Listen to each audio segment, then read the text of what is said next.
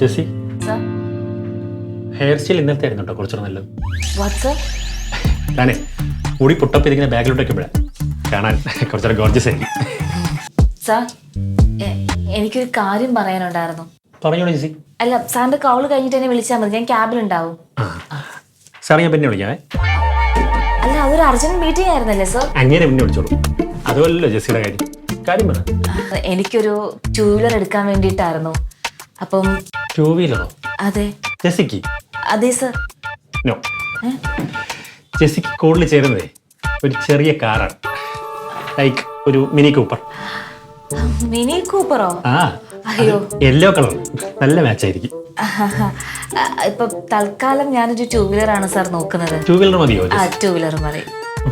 മതി മതി. ജെസ്സിയുടെ ഇഷ്ടമാണല്ലോ എൻ്റെ ഇഷ്ടം.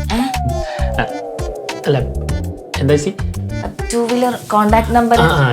ജെസ്സി എനിക്ക് എൻ്റെ ഒരു ഫ്രണ്ടിനെ ഒരു ഷോറൂം ഉണ്ട്, അവിടെ നല്ല ഡിസ്കൗണ്ട് കിട്ടും.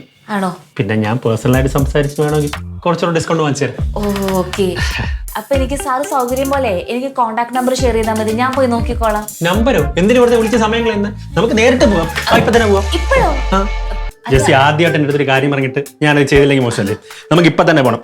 വന്നേ നമുക്ക് ഇപ്പൊ അതൊക്കെ ഒരു കോഫി കുടിച്ച് റിലാക്സ് ചെയ്ത് അതൊക്കെ പോയിട്ട് വരാം. ചിലപ്പോൾ ഞാൻ സംസാരിച്ചു കഴിഞ്ഞാൽ അവർ ഫ്രീ ആയിട്ട് വണ്ടി വരും. ആണോ?